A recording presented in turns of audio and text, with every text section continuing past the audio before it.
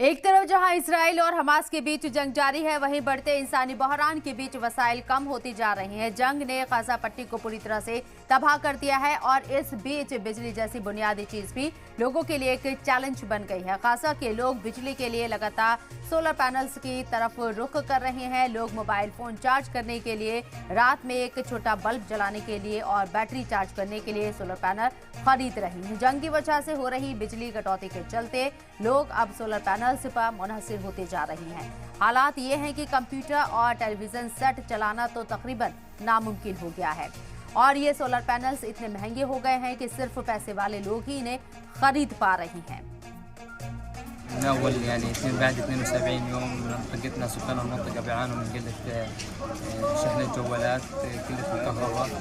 بعد ما الاحتلال فصل الكهرباء عن المنطقة وعن مناطق قطاع غزة بشكل عام، حبينا نجيب طاقة نساعد المنطقة بشكل عام.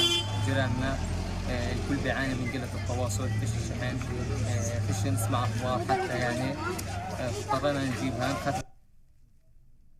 وما فيش كهرباء، اضطرينا نشتري الخلايا هذه عشان نوفر كهرباء.